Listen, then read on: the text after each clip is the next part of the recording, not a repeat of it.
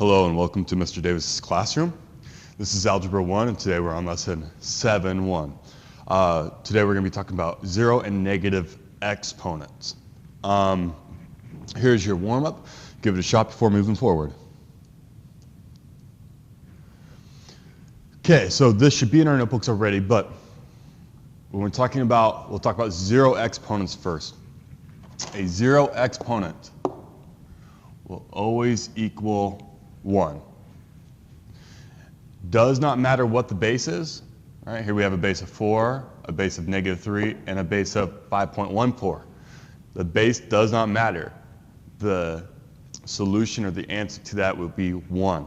So a zero exponent should be your favorite exponent ever. Also, we're going to be talking about negative exponents, which is if we have a negative exponent, that's the same thing as the inverse with a positive exponent. So examples here, we have a 7 to the negative third power, just the same thing as 1 over 7 to the positive third power. Also, it doesn't matter the base. This one's a negative base to the negative exponent. It's going to be the reciprocal of that same base, but to the positive exponent. So we're going to be dealing with those today.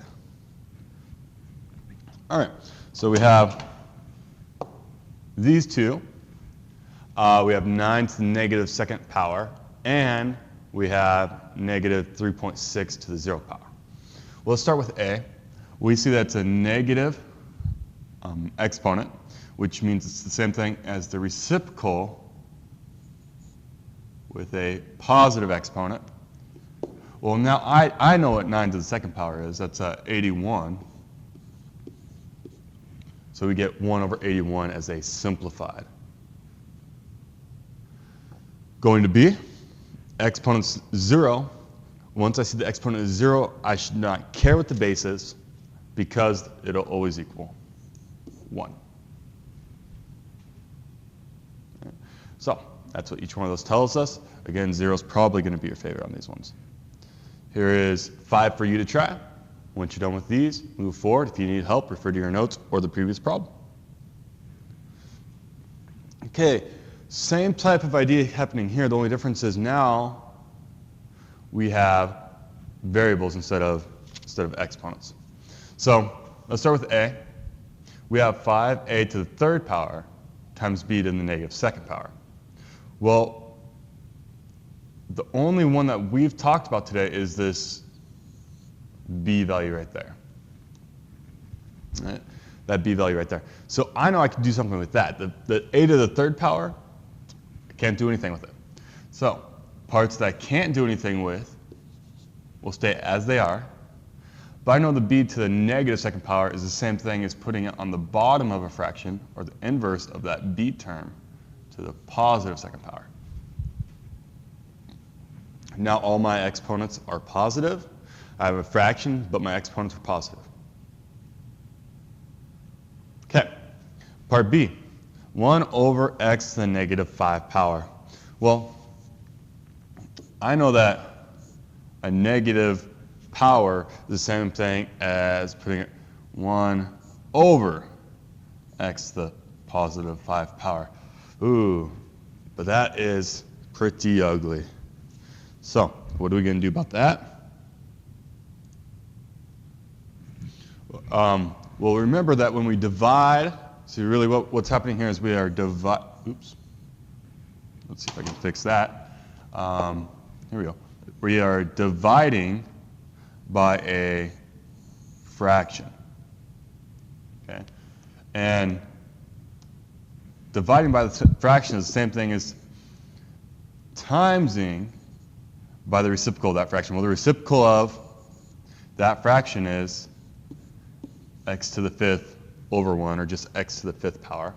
1 times x to the 5th is going to be x to the 5th.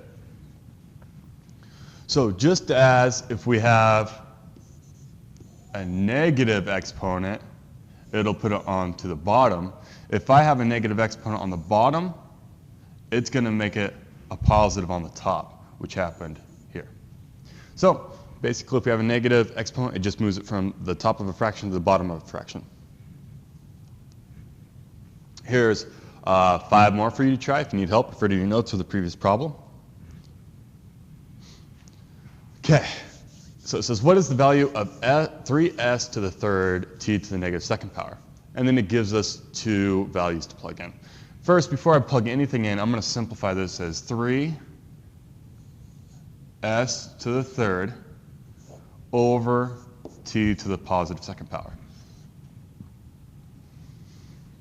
And then I'm going to substitute 3 instead of s. I'm going to have 2 to the third power, all over negative 3 squared, okay? And again, I just want to point out that it's very important to put parentheses around a negative base when we're taking it to some type of exponent, especially in your calculator. We know that negative 3 times negative 3 is a positive 9, but if you don't use your parentheses, your calculator will calculate a different way and give you a wrong answer. So let's calculate everything. So we have 3 times 2 to the third power is 2 times 2 times 2, or 2 times 2 is 4, 4 times 2 is 8, over negative 3 to the second power. Well, we just talked about how that's a positive 9. Well, that's going to give me 24 over 9. Both those will reduce by a factor of 3, giving me, let's see, 3 on the bottom and 8 on the top. So we get 8/3 as our value. All right, here's some for you to try, doing the same substitution method. All right, problem 4 is a word problem. We're using a population of a bacteria that doubles every hour. Bacteria grows very, very fast, so we have to model it with these exponential equations. The number of bacteria is modeled by the expression 1,000 times 2 to the h power, where h is the number of hours after a scientist measures the population size. Evaluate the expression for h equals 0 and h equals 3. What does each of the value mean? So let's start with h equals 0. So I'm going to have 1,000 times 2 to the 0 power. Well, anything to the 0 power is going to be 1. So that's 1. And 1,000 times 1 is 1,000. Well, what does that tell us? What does this h equals 0 mean? Well, we said h is hours, so 0 is 0 hours after a scientist measures the population. So if it's 0 hours, that means right when the scientist measures the population, it's 1,000. So the amount that the scientist measured was 1,000. So the colony starts at 1,000 at the time that it is measured. Let's plug in negative 3. We get 1,000 times 2 to the negative third power. Well, I know to the negative third power, that's going to be times a fraction 1 over 2 to the third power. Well, 2 to the third power is 8. If I multiply those, I get 1,000 over 8. But that doesn't help us out a whole bunch because this is talking about population. And if you said, what's the population of something, and I said it's 1,000 over 8, you'd probably just want a regular whole number or a decimal number. So if we just do 1,000 divided by 8 in our calculators, we get this as 125. So what does this number tell me? Well, h is equal to negative 3, which means this happened 3 hours ago. So 3 hours before the scientists measured it, the population was 125. Then when the scientists measured it, it was 1,000. So in 3 hours, it grew from 125 to 1,000. Yeah, bacteria grows pretty fast. Okay? Let's move on.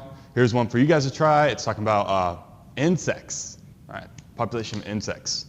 Let's So there's one for you guys to try. If you need help, refer to the previous problem. And here's your homework assignment for this lesson. All right. Thank you for tuning into Mr. Davis' classroom, and enjoy.